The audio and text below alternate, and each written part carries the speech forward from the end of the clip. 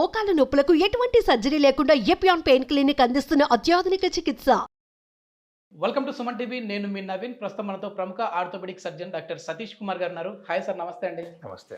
Sir, కొద్దిమంది కింద కూర్చొని లేచిన వెంటనే మోకాల నుంచి ఒక రకమైన సౌండ్ వస్తుంది, టక్ టక్ అనే సౌండ్ వస్తుంది. నడుస్తూ ఉన్న ఆ సౌండ్ వస్తూ ఉంటుంది. అసలు ఈ మోకాళ్ళలో సౌండ్ వస్తే దేనికి సంకేతం? అంటే అరుగుదలకు ఇది ఒక ఫస్ట్ వార్నింగ్ అని అనుకోవచ్చా? అదేవిధంగా మోకాళ్ళలో గుజ్జు ఎందుకు కరిగిపోతుంది? సౌండ్ అనేది చాలా మందికి న్యాచురల్ ఫినామినా. ఒక 10% ఆఫ్ ద టైమ్స్లోనే పెథలాజికల్గా సౌండ్స్ వస్తూ ఉంటాయి. కానీ దీని మీద ఎక్కువ కాన్సన్ట్రేట్ చేస్తే ఈ 10% రేపు 90% అయిపోయే అవకాశం ఉంది. ఈ అంటే మనకు పెరిగిన మెడికల్ మాధ్యమాల వల్ల కావచ్చు, మిగతా వాటి వల్ల కావచ్చు, ఒకదాన్ని నెగిటివ్ కోణంలోనే చూసే అలవాటు చాలా ఎక్కువ అయిపోయింది. ఓకే, ఎందుకంటే మేము ఎన్ని వీడియోలు చేసినా, మీరు ఎంత ప్రజలకి చేరువలోకి ఇన్ఫర్మేషన్ తీసుకువెళ్ళినా కానీ నెగిటివ్ క్యాచ్ చేసినంతగా పాజిటివ్ క్యాచ్ చేయలేరు వాళ్ళు. నెగిటివ్ గుర్తున్నంతగా పాజిటివ్ గుర్తుండదు. ఓకే, సో అది విషయం పక్కకి పెడితే అదే పెద్ద టాపిక్. నిజంగా చెప్పాలంటే ఈ సౌండ్స్ గురించి యూజువల్గా ఈ చిటికలు వేస్తే సౌండ్స్ వస్తూ ఉంటాయి కొంతమందికి. ఇది చాలా క్వైట్ నార్మల్. రెగ్యులర్గా చిటికలు వేయడం వల్ల, అంటే ఈ మెటికలు విరవడం వల్ల ఏమైనా ఇబ్బంది అని అడుగుతూ ఉంటారు. దానికి ఏం సంబంధం లేదు. ఓకేనా, అది పక్కకి పెట్టేసేస్తే మోకాళ్ళల్లో వచ్చే సౌండ్స్కి మనం ఎంత ఇంపార్టెన్స్ ఇవ్వాలి అనేది ప్రశ్న. యూజువల్గా మోకాలు అంటే ఏమిటి? జాయింట్ ఎప్పుడు స్మూత్గా ఆడుతుంది? సర్ఫేస్ స్మూత్గా ఉంటే, ఆ సర్ఫేస్ని స్మూత్గా ఉంచే లిక్విడ్ పర్ఫెక్ట్గా ఉంటే. ఒక తలుపు ఉందనుకోండి, ఒక 10 ఏళ్ల తర్వాత కిర్రు కిర్రు అని శబ్దం వస్తుంటుంది.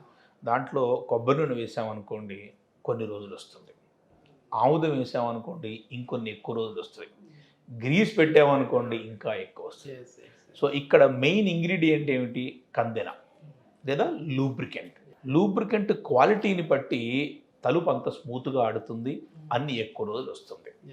అట్లానే మోకాళ్ళ లోపల ఎప్పుడైతే ఈ లూబ్రికెంట్ అనేది పోతుందో లేదా క్వాలిటీ సరిగ్గా లేదో దాన్ని బట్టి మారిపోతూ ఉంటుంది. ఇక్కడ మనకి లూబ్రికెంట్ గురించి తెలుసుకోవాలి. ఆ లూబ్రికెంట్ ఎట్లా ఉంటుంది? కిచెన్లోకి ఎప్పుడన్నా వెళ్ళి ఉంటారు, ఆయిల్ పట్టుకొని ఉంటారు. ఓకేనా, ఈ ఆయిల్లో అసలు చేతిలో పెట్టుకోగానే జారిపోయేది ఏమిటంటే సన్ఫ్లవర్ ఆయిల్. జిగట్ అనేది ఉండదు దాంట్లో. ఓకే, పట్టుకుంటే ఇట్లా పట్టుకునేది ఏమిటంటే క్యాస్టర్ ఆయిల్, ఆముదం. జిడ్డులా ఉంటుంది, పోదది. ఒక్కసారి మీరు సన్ఫ్లవర్ ఆయిల్ని ఇట్లా ధారగా పోసి చూడండి. ఓకేనా, మన ఈ ఆముదంని ధారగా పోసి చూడండి, తేనెని ధారగా పోసి చూడండి, మీకు అన్ని రకాల ఆయిల్స్ ధారగా పోసి చూడండి. అన్నిట్లో కలిసి హైలీ విస్కాసిటీ అంటాం, విస్కస్ అంటాం. ఎంత విస్కాసిటీ ఉంటే దానికి అంత షాక్ అబ్జార్బింగ్ కెపాసిటీ ఉంటుంది. అట్లా యంగ్ ఏజ్లో ఉండే మోకాళ్ళ లోపల మన సైనోవియల్ ఫ్లూయిడ్ లేదా లూబ్రికెంట్ ఆముదం లాగా ఉంటుంది. వయసు పెరిగే కొద్దిగా పలచబడిపోతూ ఉంటుంది. అందుకనే ఆ పలచబడిపోయే ఇది ఏమిటంటే మోకాలు కావాల్సిన న్యూట్రిషన్ని ప్రాపర్గా ఇవ్వలేదు, న్యూట్రియంట్స్ ప్రాపర్గా ఉండవు దాంట్లో. అందుకనే అరుగుదలలో వాపు కూడా వస్తుంది. వాపు ఎందుకు వస్తుందో ఒక లైన్లో చెప్తాను మీకు. వాపు అంటే ఏమిటంటే 2 రకాల వాపులు ఉంటాయి. ఆ కందెన లేకపోతే లూబ్రికెంట్ సైనోవియల్ ఫ్లూయిడ్ ఎక్కువగా ఉత్పత్తి అవ్వడం వల్ల వాపు వస్తుంది, లేదా ఆ లూబ్రికెంట్ని ప్రొడ్యూస్ చేసే కణాలు ఎక్కువగా పెరిగిపోవడం వల్ల వాపు వస్తుంది. ఒకదాన్ని సైనోవియల్ హైపర్ట్రోఫీ అంటారు, ఒకదాన్ని సైనోవియల్ ఎఫ్యూజన్ అంటారు. ఓకే, మోకాలు హెల్దీగా ఉండి అతను బాగా నడుస్తున్నాడు అనుకోండి, లోపల లూబ్రికెంట్ సరిగ్గా లేదనుకోండి, మోకాలు కణాలు ఏం చేస్తాయంటే సైనోవియోసైట్స్ అవి ఎక్కువగా ఆయిల్ని ఉత్పత్తి చేస్తాయి. ఎక్కువగా ఆయిల్ని ఉత్పత్తి చేసినప్పుడు ఏమవుతుందంటే మోకాలు వాచిపోతుంది. వాచిపోయినప్పుడు ముందల పక్కన ప్లేస్ లేదనుకోండి, మోకాలు వెనక పక్క వెళ్ళి కూర్చుంటుంది. అది దాన్ని బేకర్ సిస్ట్ అంటారు. ఈ కందెన సరిగ్గా లేకపోతే మోకాల మీద చేయి పెట్టినప్పుడు 2 రఫ్ సర్ఫేసెస్ రాసుకుంటే ఎట్లా ఉంటుందో ఆ సౌండ్స్ వస్తాయన్నమాట. కందెన ప్రాపర్గా ఉంటే సౌండ్స్ అనేవి రావు. అరుగుదల వల్ల వచ్చే ప్రతి కారణము ఈ సౌండ్స్ కూడా కారణం కావచ్చు. అందుకని మోకాలు చుట్టూ ఉండే కండరాలు కానీ బలంగా లేకపోతే, బలహీనంగా ఉంటే ఫస్ట్ అరిగిపోయేది ఏమిటంటే ఇక్కడ మోకాలు చిప్ప జాయింట్ బాగా అరిగిపోతుంది. ఓకే. ఓకే, మనిషి ఊబకాయంగా ఉండి బాగా నడుస్తూ ఉంటే వర్టికల్గా లోడ్ పడుతుంది కదా. ఓకే, లోడ్ పడితే ఏముందంటే ఈ జాయింట్ అరిగిపోతుంది. ఓకే, అందుకే కొద్దిమంది వంకరగా నడుస్తూ ఉంటారు. ఎగ్జాక్ట్లీ.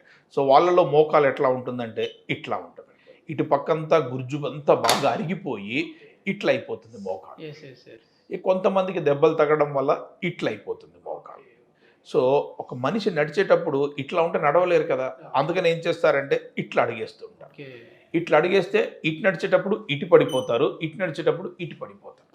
దానివల్ల నెక్స్ట్ వచ్చే ప్రాబ్లం ఏంటంటే నడుము నొప్పి. నేను అందుకనే జాయింట్ రీప్లేస్మెంట్ ఆపరేషన్ చేసేటప్పుడు 99.99% నడుము ఎక్స్రే కూడా తీయిస్తాను నేను. ఎందుకంటే తెలుగులో అంటారు కదా, కూసాలు కదిలిపోయాయి అంటారు కదా, ఖచ్చితంగా అట్లీస్ట్ ఒక 15 to 20% ఆఫ్ ద పేషెంట్స్లో నడుములో సిగ్నిఫికెంట్ ప్రాబ్లమ్స్ కనిపించాయి. అట్లా కనిపించినప్పుడు నేను నా స్పైన్ సర్జన్ దగ్గరికి పంపిస్తాను. బస్ స్పైన్లో ప్రాబ్లం ఉంది, నీలో ప్రాబ్లం ఉంది, ఏది ఫస్ట్ మనం చేద్దామంట. అప్పుడు నేను, పేషెంట్, అటెండెంట్, స్పైన్ సర్జన్ ముగ్గురం కూర్చొని ఒక కంక్లూజన్కి అనేది వస్తాం. స్పైన్ ఫస్ట్ చేద్దామా, మోకాలు ఫస్ట్ చేద్దామా. స్పైన్ చాలా ఎర్లీ స్టేజ్లో ఉంది, పేషెంట్కి అర్థమయ్యేటట్టుగా చెప్పి దానికి ఫిజియోథెరపీ చెప్పేసి మోకాలు ఆపరేషన్ చేస్తాం. Okay sir. ఒక్కొక్కసారి మోకాలు ఆపరేషన్ చేసిన నడుము నొప్పి తగ్గట్లేదు అనుకోండి, అప్పుడు నడుము ఫస్ట్ చేసి తర్వాత మోకాలు చేస్తాం. ఓకే, ఇక్కడ సౌండ్స్ గల కారణం ఏమిటి అంటే లోపల ఉన్న మృదులాస్థి అరిగిపోవడం. అరిగిపోయినప్పుడు ఏమంటే రెండు రఫ్ సర్ఫేసెస్ రాసుకుంటూ ఉంటాయి, అది అనేవి సౌండ్స్ వస్తూ ఉంటాయి.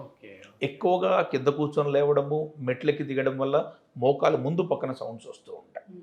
బాగా ఊబకాయం పెరిగిపోయేసి బాగా నడుస్తూ ఉంటే ఈ పక్కన సౌండ్స్ వస్తూ ఉంటాయి. అది డాక్టర్కి మాత్రమే అర్థమవుతుంది. చేయి పెట్టేస్తే ఏముంది, సౌండ్ అనేది వస్తుంటుంది, లోపల పక్క నుంచి వస్తుందా ముందు పక్క నుంచి వస్తుందా అనేది ఎగ్జామిన్ చేస్తే తెలిసిపోతుంది అది. బట్ సౌండ్స్ గల కారణం ఏమిటంటే మోకాలు అరిగిపోవడం. చాలా మంచి ఇన్ఫర్మేషన్ సార్. ఏంటంటే ముందుగానే జాగ్రత్త పడ్డామని అంటే మన మోకాల్ని మనం కాపాడుకోవచ్చు. ఇది ఏముంది లైట్ తీసుకున్నామంటే మాత్రం ఖచ్చితంగా ఇబ్బంది పడే విధంగా ఏ హెల్త్ ఇష్యూ అయినా ఉన్నాడు మొక్కై వంగ అనేది మానే వంగదు. 100% sir. Thank you sir. Thank you.